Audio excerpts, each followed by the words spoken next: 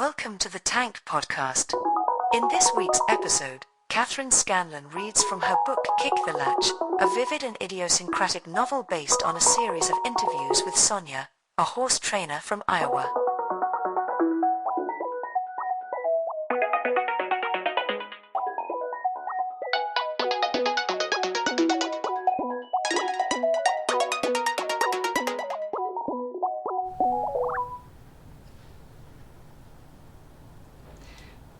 Bicycle Jenny. Before her husband died and her house burned down, Bicycle Jenny worked at Crocker's, the slaughtering plant.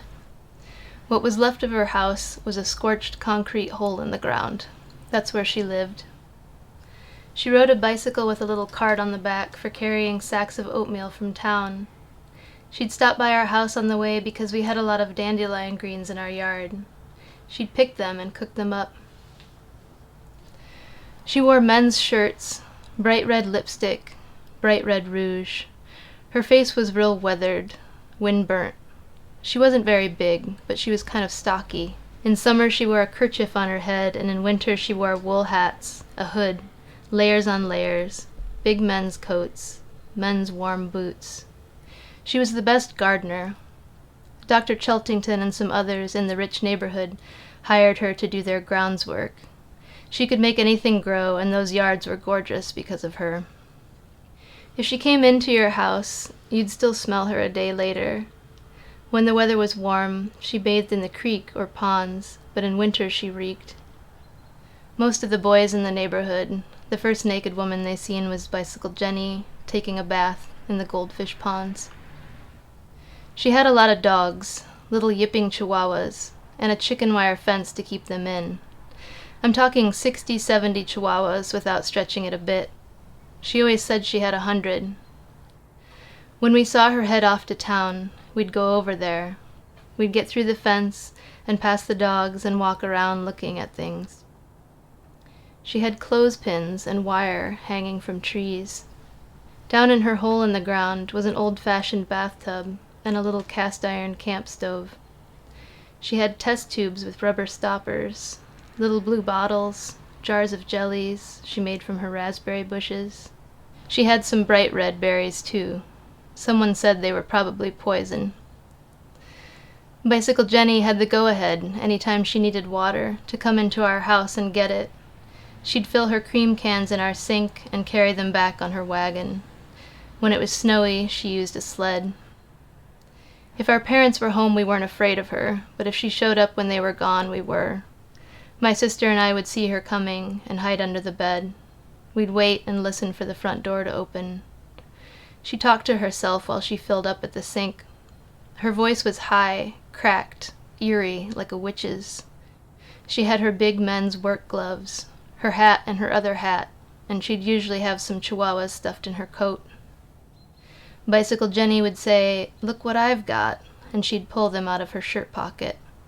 She kept the puppies in little strawberry baskets. One summer a stray cat turned up at our house and had babies. There was a sickly little orange one with a head that wobbled back and forth. When it was just off the titty, I showed it to Bicycle Jenny and said, "Look at my little kitten. There's something wrong with its head." She said, "Let me take her, see what I can do." I thought, we'll never see that kitten again. I kind of forgot about it. I guess I had other cats. I don't remember worrying about it or wondering.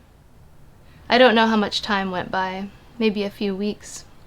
But then Bicycle Jenny showed up when I was lying out in the hammock and said, "Somebody wants to see you." I don't know what she did. I don't know how she kept her little dogs from killing it, but the cat was fine and its head no longer shook. She didn't swap kittens. This cat was orange with 3 distinct white marks. No two cats have the same markings. A few months later, my sister and I were raking leaves with our mom when an ambulance went by, then cop cars. There wasn't much traffic on our street, and we were nosy. We ran over there. We heard screaming and crying, and dogs barking. There was a whole string of emergency personnel. They said she wasn't taking care of herself. People can't live like that, they said. It took several large men to get her into the ambulance. The dogs were running everywhere, getting chased with long-handled nets. We were screaming and crying, too. They hauled her off to a home at Comstock, Iowa. I always wanted to go up to Comstock to see her. She lived at the home a long time. She was close to 100 years old when she died.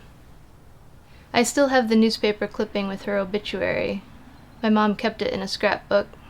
Her name was Marla Weaver. She was originally from Chesterfield, I believe. Down in her hole in the ground were piles and piles of blankets and sleeping bags for Bicycle Jenny. But those dogs, Chihuahuas are little thin-haired things. How'd they not freeze in the winter? I didn't think nothing of it when I was a kid, but I'm thinking of it now. How'd the dogs survive? If somebody told me this story, I would definitely say, "You're fucking nuts. Chihuahuas? In a hole? In the wintertime? In a bathtub? In Iowa?"